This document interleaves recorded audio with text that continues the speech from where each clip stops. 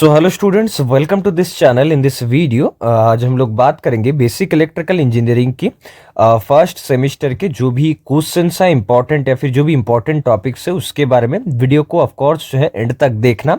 बहुत सारी इंपॉर्टेंट चीज़ें बोलूँगा जो तुम लोगों के एग्जामिनेशन पॉइंट ऑफ व्यू के लिए इंपॉर्टेंट है।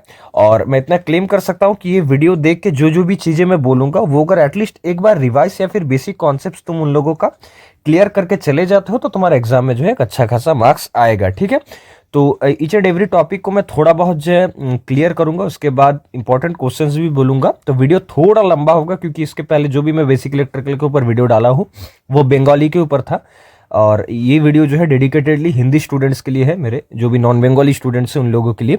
तो ध्यान से देखो, और वीडियो अगर पसंद आया तो लाइक करके शेयर कर देना।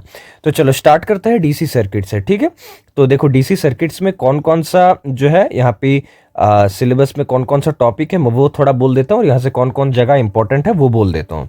तो देखो electrical circuit elements RLC element है, तो आरएलसी में रेजिस्टेंस जो है वही ओनली डीसी सर्किट के लिए एलिजिबल या फिर एप्लीकेबल रहता है, क्योंकि एलएफसी वहाँ पे उतना कोई काम का है नहीं, वो एसी सर्किट्स के लिए एप्लीकेबल है।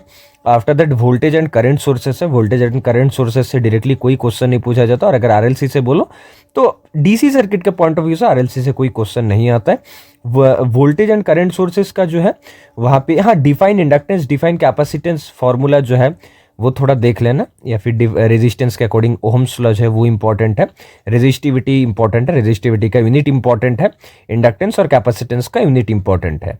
देन जो है वोल्टेज एंड करंट सोर्सेस है, वोल्टेज एंड करंट सोर्सेस के पॉइंट ऑफ व्यू से अगर हम लोग देखें तो यहाँ पे वोल्टेज सोर्स कैसे करंट सोर्स में कन्वर्ट किया जाता है, या फिर करंट सोर्स को कैसे वोल्टेज सोर्स में कन्वर्ट किया जाता है, वो क्यों इंपॉर्टेंट है? बिकॉज वो तुम जो है उसको यूज करके बहुत जगह अप्लाई कर सकोगे, जैसे कि जो कॉम्प्लेक्स न्यूमेरिकल होगा, चाहे वो केसीएल केवीएल रिलेटेड हो या फिर Thevenin's theorem Norton's theorem related हो। जैसे कि मान लो अगर ये कोई सर्किट है, ठीक है, ये कोई मान लो कि ये कोई सर्किट है, ठीक है, ये एक वोल्टेज सोर्स है और ये सीरीज में एक रेजिस्टेंस हो गया, ये हो गया 2 ओम और ये हो गया तुम्हारा 20 वोल्ट। ठीक है, तो अगर यहाँ पे तुम V equals to I R apply करते हो, V equals to I R, तो यहाँ से I का वैल्यू कितना आ जाएगा, V बाई आर मतलब 20 डिवाइडेड बाई 2 मतलब कि 10 एम्पियर।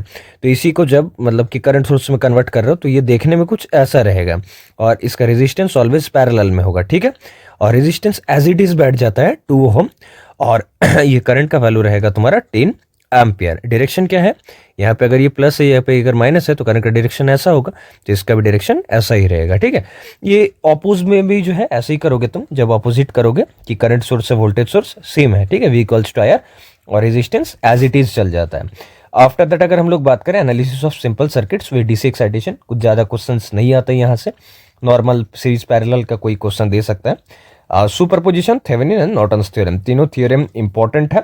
उसमें से मैं अगर बोलूँगा कि देखो बहुत टाइम न्यूमेरिकल कैसा होता है ना कि डायरेक्टली न्यूमेरिकल दिया जाएगा, तुमको बोला जाएगा कि इसको सॉल्व करो, ये पर्टिकुलर रेजिस्टेंस के अक्रॉस में कितना करंट फ्लो है वो निकाल के बताओ।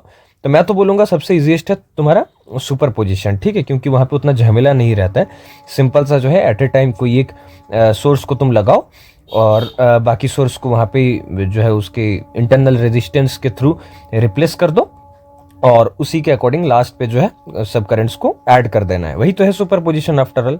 बाकी थेवेनिन्स या फिर नॉर्टन्स के अकॉर्डिंग अगर वो सही लगे, इजी लगे तो कर सकते हो। बाकी थेवेनिन्स नॉर्टन्स को थोड़ा तुम अवॉइड करना, नॉर्टन्स में मिस्टेक ज़्यादा होते हैं, वो थोड़ा ज़्यादा ही कॉन्सेप्चुअल है बिकॉज करंट सोर्स है, और वोल्टेज सोर्स तो हम लोग थेवेनिन्स थ्योरम में यूज़ करते हैं, तो वहाँ से जो है चीज़ें हो सकता है। ठीक है, तो वहाँ से न्यूमेरिकल इंपॉर्टेंट है। अब कोई स्टूडेंट का अगर लास्ट मोमेंट पे क्लियर करना है तो मैं बोलूँगा कि यहाँ पे तुम डायरेक्टली यूट्यूब के लेक्चर्स देखने मत जाओ। ठीक है, बेटर है कि तुम कोई भी जगह ऑर्गेनाइजर का या फिर हम लोगों के अगर कोर्स लिए हो तो कोर्स सेक्शन पे आके जो भी क्वेश्चंस वगैरह यहाँ पे अपलोडेड है हम लोगों का, तो वो क्वेश्चन से जो है डायरेक्टली तुम अपना क्लियर कर लो, मेरा सजेशन यही रहेगा। अब इसका पीछे रीज़न क्या है, रीज़न यही है कि ये सब चीज़ें ना बहुत लेंदी है, यूट्यूब से देखने जाओगे चीज़ें समझ में तो आ जाएगा, लेकिन जब न्यूमेरिकल करने का बारी आएगा ना तुम नहीं सकोगे। ठीक है, तुम एक बार ट्राई करके देख सकते हो, मेरा जो भी बोला हूँ, ठीक है, ओपिनियन एक बार ट्राई कर लो। तो ये रह गया, और same for Kirchhoff's KCL and KVL. KCL KVL तो इजी है यार, मतलब वहाँ से कोई उतना टेंशन तो वाला बात नहीं है। केसीएल केवीएल को तुम सिंपल ऐसे भी यूज़ कर सकते हो, जो ऐसा रहता है ना कि कोई एक सर्किट भी रहा तो उसको कैसे सॉल्व करोगे। हमारा यहाँ एक रेजिस्टेंस है, यहाँ एक रेजिस्टेंस है, और यहाँ पे एक वोल्टेज सोर्स है, इस तरफ मान लो कि एक वोल्टेज सोर्स रह गया, 1 मिनट, यहाँ पे मान लो एक वोल्टेज सोर्स रह गया, ठीक है। अब तुमको कोई कैलकुलेट करने बोला है कि ये वाला रेजिस्टेंस के अक्रॉस में कितना करंट है, तो वो तुम मेश एनालिसिस लगा के भी यूज़ कर सकते हो या फिर केसीएल लगा के भी जो है कर सकते हो। तो केसीएल कहीं जगह ईजी होता है, कहीं जगह पे केवीएल ईजी होता है, ठीक।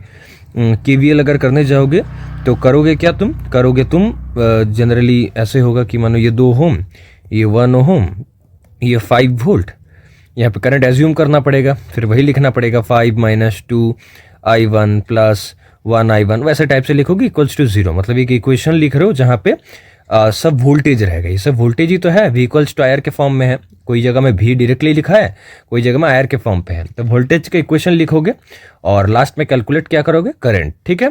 और केसीएल में क्या करना है, करंट का हम लोग वहाँ पे जो है केसीएल का क्या करना है, देखो ऐसा होता है और ये सब रहता है, ये i1, ये i2, ये i3। और i1 इक्वल्स टू क्या लिखते हैं हम लोग, मानो कि यहाँ पे 25 वोल्ट का है तो 25 और ये पॉइंट को ये एज्यूम कर लिए, तो 25 माइनस ए डिवाइडेड बाय वो रेजिस्टेंस का वैल्यू। केसीएल में जो है हम लोग क्या करते हैं कि यहाँ पे जो भी करंट का इक्वेशंस रहता है वो लिखते हैं कि i1 plus i2 equals to i3, और लास्ट में हम लोग जो है वोल्टेज निकालते हैं। कौन सा वोल्टेज, ये जो वोल्टेज है ना सेंटर वाला, ये सेंटर वाला वोल्टेज हम लोग निकालते हैं, ठीक है। उसी के बाद उसी के रेस्पेक्ट से जो है हम लोग करंट का वैल्यू i1, i2, i3 निकालते हैं। तो मैं इन शॉर्ट बोल दिया कि क्या क्या चीज़ें जो है इंपॉर्टेंट है और कौन कौन सा जगह एक बार देख लेना जरूरी है। ये वाला जो जगह बोला हूँ केसीएल केवीएल, ये तुम यूट्यूब से देख सकते हो, ठीक है, इसमें कोई दिक्कत नहीं। लेकिन जो थेवेनिन्स नॉर्टन्स या फिर सुपरपोजिशन बोला हूँ उस पर मैं डायरेक्टली बोलूंगा कि as much as possible numerical देख के जाओगे तो चीज़ें तुमको समझ में आ जाएगा। अच्छा इसके बाद ये किया हो गया है, इसके बाद ये किया गया। नेक्स्ट जो है वो है तुम्हारा time domain analysis of first order RL and RC circuit. ये जगह भी उतना इंपॉर्टेंट नहीं है, हालांकि किसी का अगर कॉन्सेप्ट क्लियर नहीं है तो तुम इसको जो है स्किप कर सकते हो, ठीक।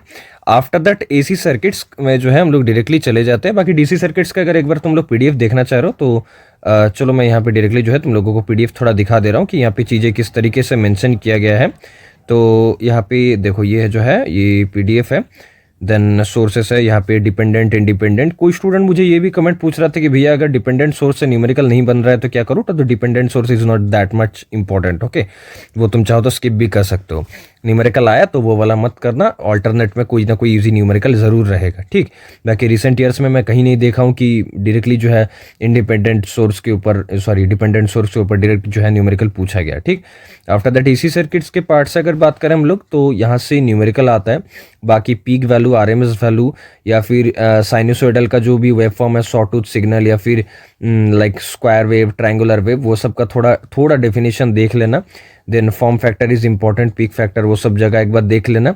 देन फेजर रिप्रेजेंटेशन से अगर हम लोग बात करें सो यहाँ पे लैगिंग, लीडिंग, पावर फैक्टर का डेफिनेशन, ये सब का डेफिनेशन देख लेना। Reactive power, real power, apparent power, part triangle जो पार्ट है दैट इज इंपॉर्टेंट।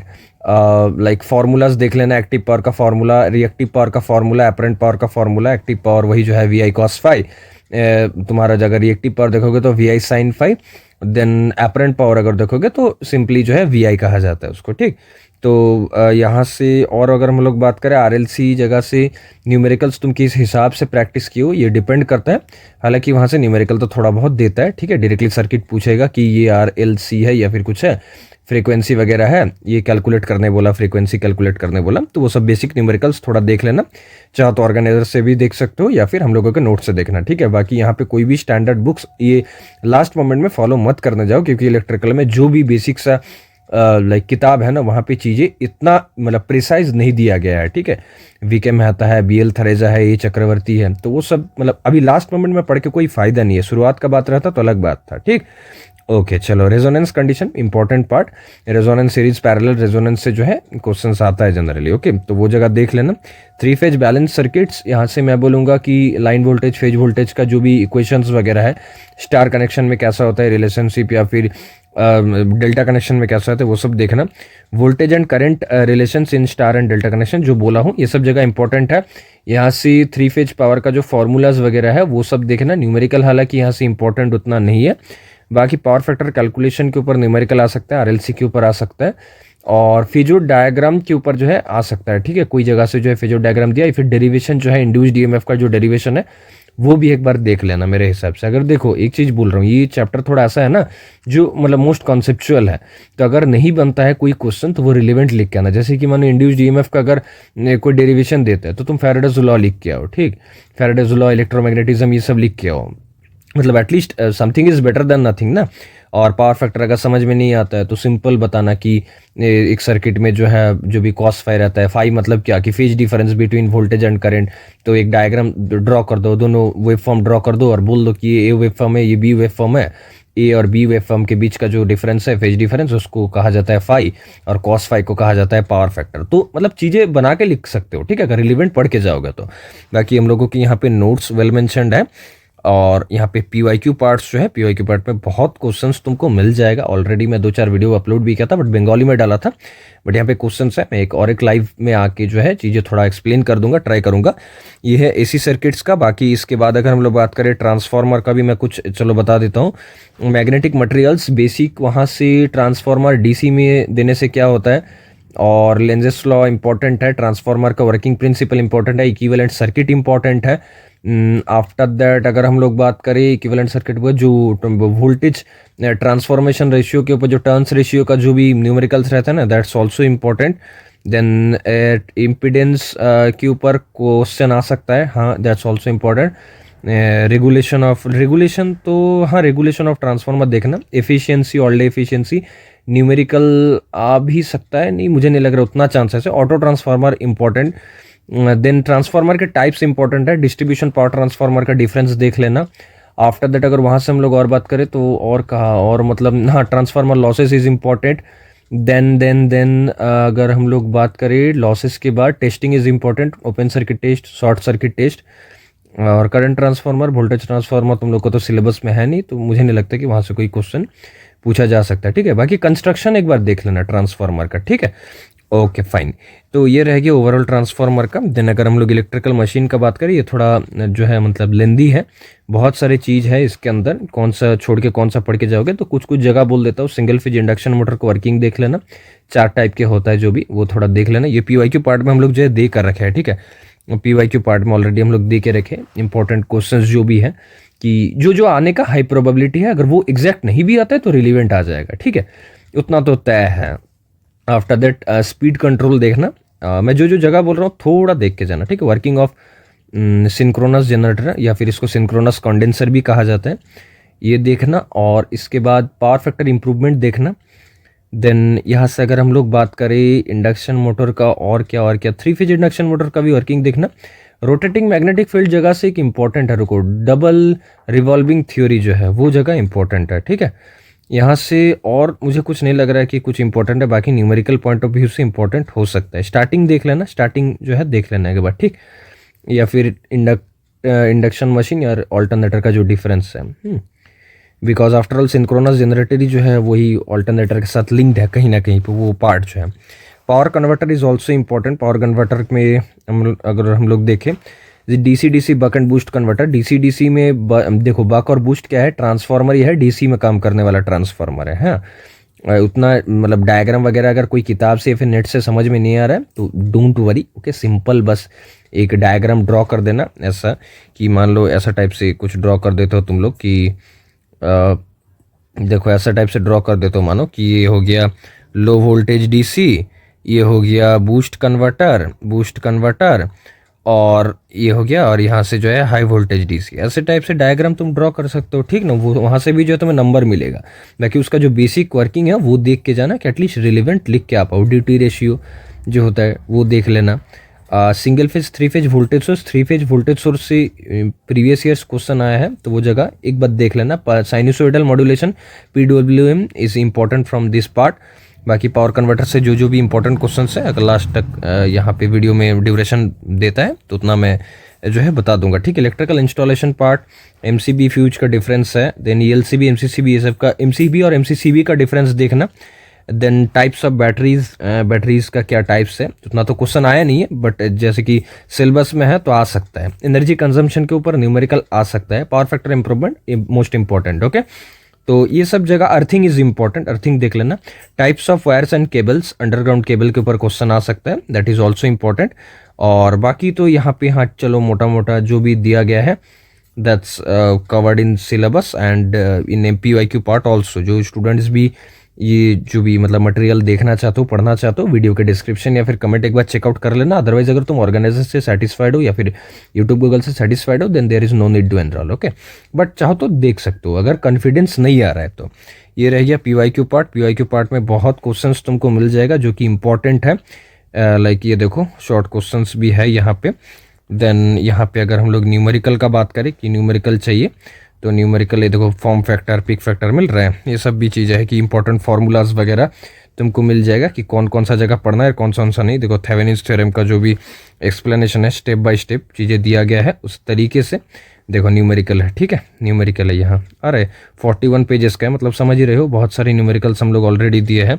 बाकी यहाँ पे अगर आ जाते लास्ट वाला फाइल पे भी, यहाँ पे भी जो है देखो हम लोग क्वेश्चंस दिए, hysteresis loss, eddy current loss, कौन कौन सा क्वेश्चंस जो है इंपॉर्टेंट है उस हिसाब से, ठीक है।